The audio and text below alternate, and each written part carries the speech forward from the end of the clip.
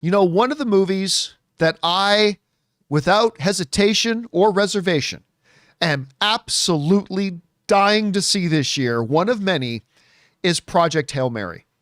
I cannot wait for this film. And, you know, my first exposure to this story was not the book. Robert Meyer Burnett had been telling me for a while, John, you got to check out this book. You got to check out Project Hail Mary. They're going to make a movie about it. It's going to be amazing. My first exposure to it was when they showed us this big presentation for it at CinemaCon last year in Las Vegas. And I went, holy crap, this looks awesome. So I go to Amazon after that, get the audiobook, and I've listened to it no less than 3 times. And oh my God, it is so good. It's just, it draws you along with it. It is so rich and so fantastic.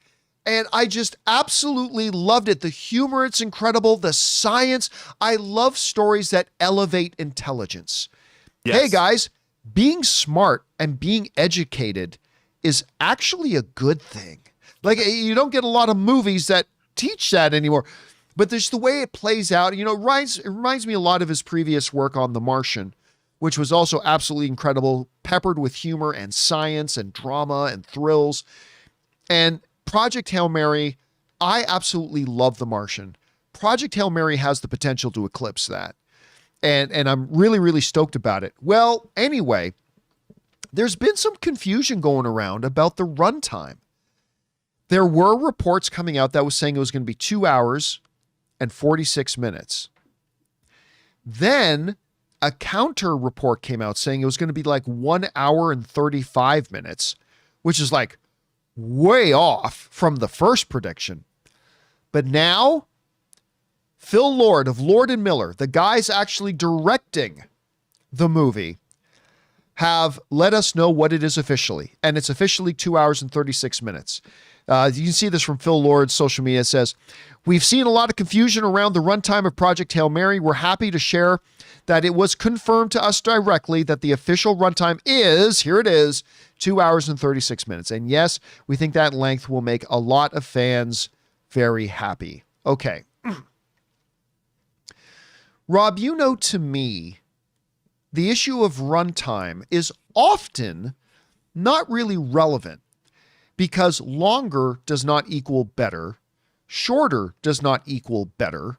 Right. Every movie by its nature has a runtime that is right for it. For some of those, it'll be 90 minutes is the perfect sweet spot.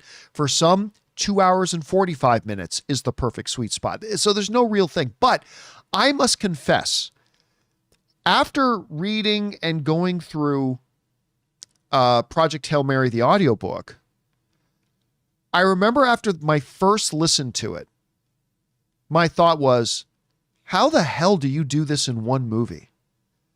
Like, and I don't often think that after, you know, with certain books when knowing they have movies coming out. I think, yeah, there's the way you structure this, you include this, you don't include that. Rob, after I got through it the first time, and then after I got through it the second time, I asked myself again, how the hell do they do this in one movie? And after I got through it a third time, I had to ask it again. How the hell do you do this in one movie? So I was really interested to see what the runtime would be. I'm happy to see it exceeds 2 hours because, again, I just don't know how you do it. But Rob, as somebody who's been with the book much longer than I have, and somebody who's appreciated this book so much, do you see, from a filmmaker's point of view, structurally how you can do this movie effectively, capture the important parts, and do this in a pretty generous 2.5 hour runtime? How do you see it? Well, you know, the story it bounces back and forth to Earth and to the situation in the stars. And I could see that when they were trying to cut down the movie, somebody probably said, look, we don't have to go back to Earth so much, even though I think you do, because they've also cast a great actress to play that role. But, you know, the first reports I ever read of the movie was that it was pushing 3 hours. I think World of Real said this almost 6 months ago, and that everybody loved it. I can see that them cutting down, I think 2 hours and 36 minutes shows that Lord Miller, because they know what they have here, Amazon knows what they have here. they probably erred on the side of caution and gave us a really, because the thing about the storyline is it's so compelling. I read the book in one sitting, and I would imagine they probably got the best version of the film possible. And like with The Martian, they can always release an extended cut. I prefer the extended cut of The Martian because you get more of the characters back on Earth, more of the NASA crew, and they had all these great actors. And the extended cut of The Martian to me is what to look at when it comes to Project Hail Mary. And this is Amazon's first big literary adaptation, first big release. I mean, it's a big deal. They got Crime 101 coming out first. So I'm hoping they nailed it, because I don't think Lord and Miller would allow the film to be compromised, because they've already been through that with Solo. So I would imagine, fingers crossed, that they've got it. They've hit the sweet spot, because I can't wait. I can't wait to see this. And by the way, John, as an aside, my friend Roberto Suarez made this for me. He's the toy designer, and he made me Rocky.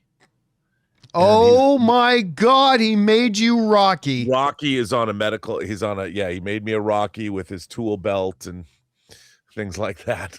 And it has there's a magnet here. So that's his version of Rocky. So we'll see how it and he made it in this really cool case that he thought, and he even made the logo for the mission. By the way, I'm glad you brought out Rocky, because I've seen a couple of people in the live chat talk about this too. And I just want to throw this out there. You know, when we saw the previews and remember, when we saw them, I had still not read Project Hail Mary. Right. So in the previews first got shown to us, and because you go through the first half of it, and it's just like, there's this mission to try to save the world.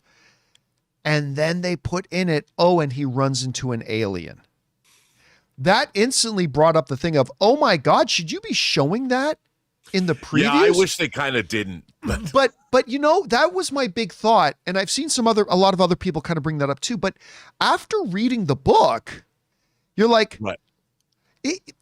The alien thing isn't some big twist that comes at the end of the film. No. This is a story. Like chapter 6 or something. Yeah. This is the story of Ryan Gosling's character and Rocky.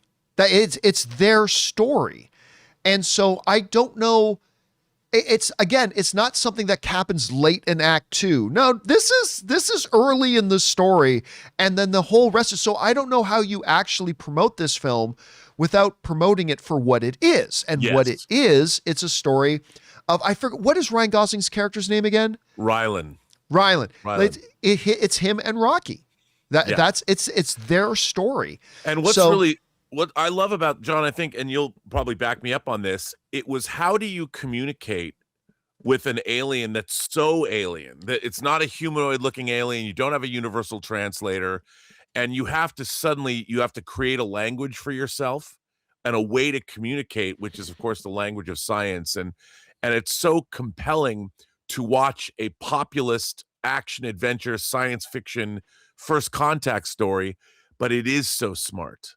And that was what made it so compelling, is how do you talk to each other when you don't have there's no commonality except the predicament you're in. And I think they're going to do a great job of that. I think Lord and Miller are going to have a blast doing it. And we saw the tone of the movie. What they've never really captured in the trailers is the tone of the film that we saw at CinemaCon was the perfect tone. You know, they've kind of made it more, they've gone more comedic, I think, in the trailers, not so much the last one, but the CinemaCon presentation was chef's kiss. So it made me realize that I think this is going to be one of my favorite, if not my favorite movie of the year. All right, guys, question is for you. What do you think about this? We've got the runtime now for Project Hail Mary. Something I normally don't really care about runtimes, but having known the book first, curious to see how they're going to fit this all in. I can't wait for this movie, one of my most highly anticipated films of the year.